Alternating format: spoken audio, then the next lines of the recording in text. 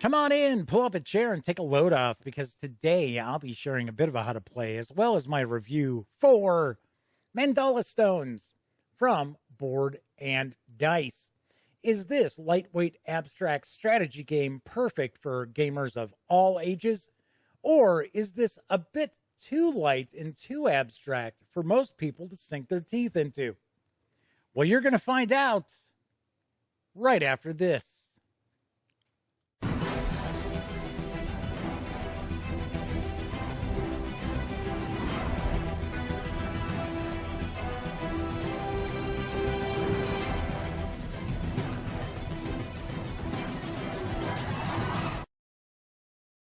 Howdy, howdy, howdy, gang. Welcome once again to the Duct Tape Studios. I'm Jeff McAleer, your host here at the Gaming Gang channel. As I mentioned in the open, I'm going to be reviewing Mandala Stones in just a moment. But before we dive into that, I do want to thank everybody once again for sending along all those kind thoughts and prayers regarding my recent triple bypass surgery. Yes, it has been a month since the surgery, and the doctors do tell me that I am way ahead of the curve. I am doing extremely well. So, big thumbs up there. You can tell my voice still hasn't completely recovered. It is still kind of scratchy. It's still relatively weak. Hopefully, it'll be back to normal within the next few months. Yes, I know. Some of these things do take months to recover from. Anyway, do want to once again thank everybody for the kind thoughts and prayers they sent my way. So today I am going to be sharing a bit of a how to play as well as my review for Mandala Stones, which is from Board and Dice. It is designed by Philip Glowitz and is for 2 to 4 players, ages 10 and up, plays in around 30 minutes, and does carry an MSRP of $40. So let's swing on over to the other camera because I've got Mandala Stones essentially set up and ready to go. Before we start talking about the game, I do want to point out that the fine folks over at Board and Dice were kind enough to send me this review copy, but neither I nor anyone else affiliated with the Gaming Gang has received any other sort of compensation for me to share my thoughts with you about this game. These days, it's important that you know that. All right, so in essence, this is a very light, abstract strategy game, and it takes maybe 5 minutes, actually, to teach people how to play and how to score. So we've got the rule book here, and first off, crystal clear. It is very short. As you can see, not all that much text. Most of this is actually taken up by the images. So very, very easy to wrap your head around as far as playing Mandala Stones. So in essence, what's going on here is we're assisting artists in selecting their color palettes for their artwork is in essence what's supposed to be going on. Once again, as I mentioned, this is very abstract. So these are the Mandala Stones, these colored stones here, and we have 4 different colors as well as 2 different designs. And then these black cylinders with the designs on top represent the artists, which we are going to actually move around this board in order to select Mandala Stones, create towers with them, and then we're going to place them on our player board for us to be able to score. This is kind of our timing board here. When we score our stones, we're actually going to place our stones on this kind of disc here. And once we reach a certain spot, depending on the number of players, that will trigger the last round of the game. And then once you finish up, whoever's got the most victory points will be the victor. So to set up, you're going to take the 96 different Mandala Stones, and you're going to lay them out on the board like so. So, give you an example, that's what a space that's going to get a tower looks like. So, you're going to cover those up with 4 stones in a tower. You're also going to take your artist cylinders, and you're going to place them as shown here. So you actually have a draw bag to put all the Mandala stones in. So you're just randomly creating these towers of 4 stones. So you're going to have your player board. So the player board is going to show your victory point total that you're going to count up. If you go over 50 victory points, we do have a token there that's going to show that you're over 50. We also have some player objective cards, and you're going to shuffle these up, and each player is going to randomly receive 2 of these. And at the end of the game, they'll be able to score 1 of them. So whichever one they can pull off or whichever one's worth the most victory points is what they will utilize at the end of the game. And of course, the more difficult something is to pull off, the more victory points it's going to be worth. And essentially, most of these represent something to do with your player board and the number of stones you have remaining on your player board. So the fewer stones remaining on your player board is usually better for you as far as these objective cards go. And of course, both your objective cards are secrets. You can look at them, but nobody else can. So during a turn, the players can do one of 2 things. They can pick, which is essentially they're going to be taking stones, or they can score. So to pick, it's very, very easily done. You're going to move one of these artists to another valid location that has a circle, and then you're going to collect stones that are adjacent to it that have a pattern that matches that artist. So as an example, let's say it's my turn. I'm the first player, and I decide, okay, I notice all of these have the same pattern as this artist right here. So I would probably want to take my artist, move them there, and then I'm able to collect the stones that are going to match that symbol as long as they are not adjacent to another artist. So as an example here, this fuchsia colored stone, I won't be able to take this even though it shares the same design because it is next to another artist. But I'm going to be able to take these 3. So what I get to do is I get to choose to take one, and then I go in clockwise order and create a tower. So I create a tower with these 3 stones, and now I'm going to place them on one of these areas here. So I am going to go and place it right here. And that would be it. That would be my turn because I decided I was going to pick. So let's say, let's move along here. Let's say I've selected a few of these. I don't know why I just took 2 from that. That didn't make any sense. All right, let's do this. And let's try this. Okay.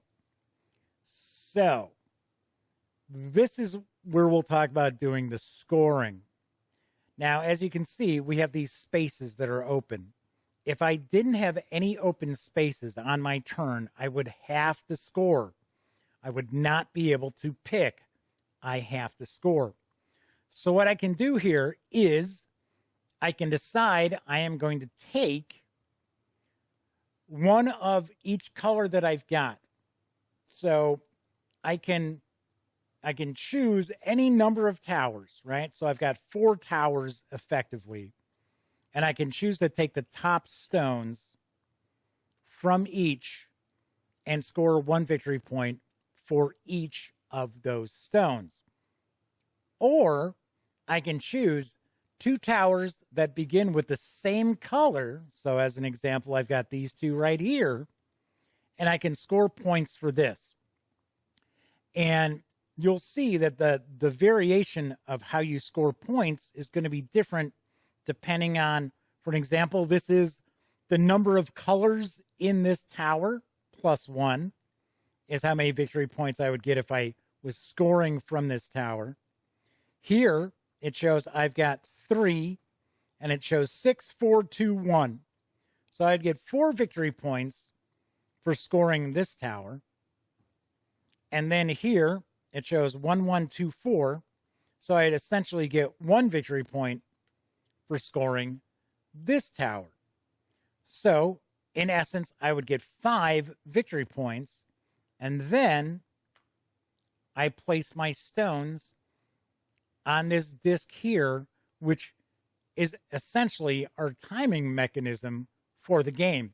You'll notice we have +1, +2. So if I'm the player who lays the Mandala Stone on this spot, I would get an extra victory point, or I would get 2 extra victory points. So you're going to continue picking stones and scoring stones until one of 2 things happen. When these stones that are laid out reach the spot, depending on the number of players, so we've got 2, 3, and 4. Once you hit this spot, or go beyond this spot actually, you're going to begin the last round. So everybody's going to take one last turn, and then you're going to do your scoring. So as an example here, we had 5 victory points after scoring those towers. The other way that we actually trigger the end, which is actually immediately, without going through another round, another turn for each of the players, is if a player cannot pick or score, which essentially would happen if we have run out and we've placed a bunch of the Mandala Stones. That's normally like a 4-player game that could take place. Doesn't happen too often. I got to be honest, I have yet to actually see that in a game, but that is one of the end game triggers, is if a player cannot pick or score, the game immediately ends and you're going to tally up victory points.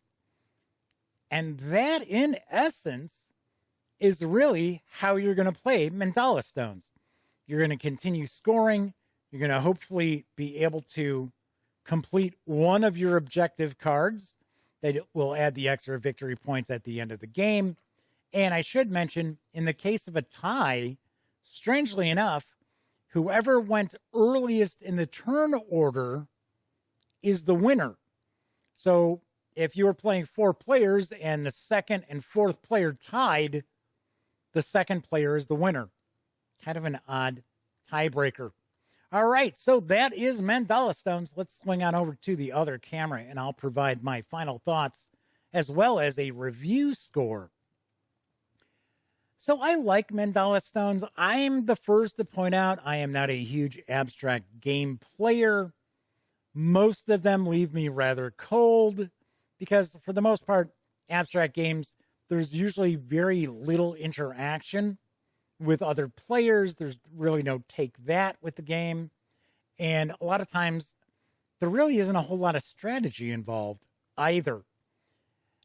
That kind of comes into play with Mandala Stones.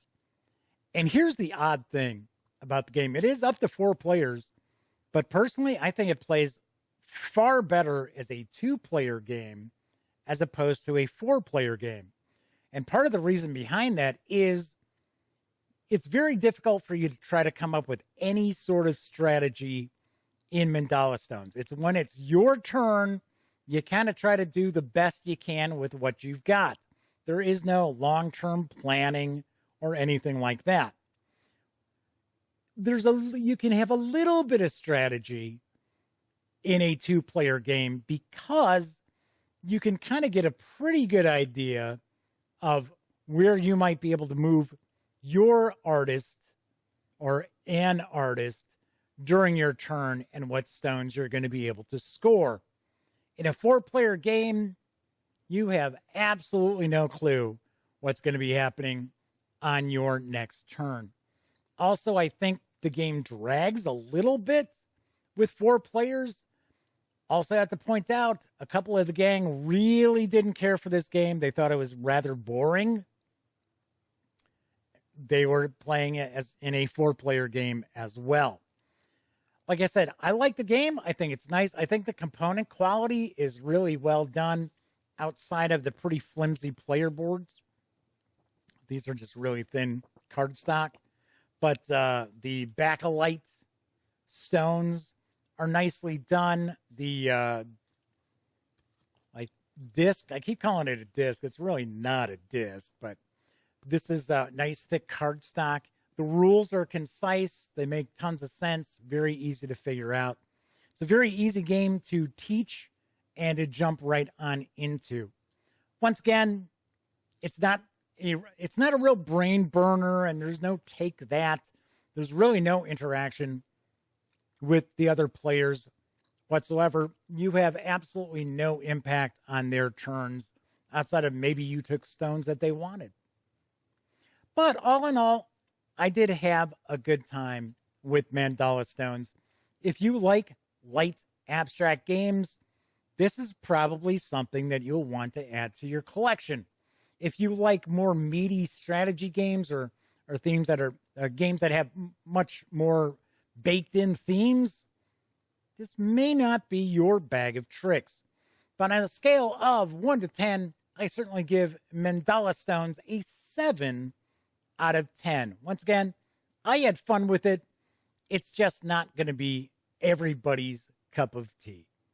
All right, that's it for this time out. If you like the video, by all means, please give it a quick thumbs up. Subscribe to the Gaming Gang channel if you haven't already. And if you do subscribe, don't forget, ding that bell. It'll not only let you know when I upload new videos such as this review, it'll also inform you when my live stream, the Gaming Gang Dispatch, airs right here on YouTube as I bring you the latest in tabletop gaming news, as well as first looks at said tabletop games. And of course, when you're not watching videos on the Gaming Gang channel, be sure to visit thegaminggang.com for our latest in gaming news, reviews, and a whole lot more. You know the drill. Get your geek on at thegaminggang.com. Once again, I'm Jeff McAleer, and until I see you next time, here's hoping you enjoy plenty of great gaming with your very own gang.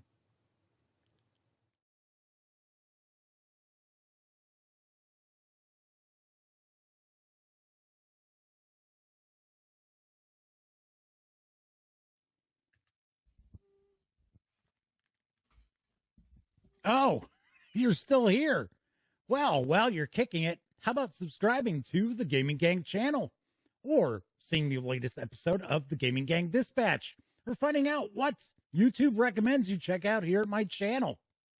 And of course, don't forget, get your geek on at thegaminggang.com.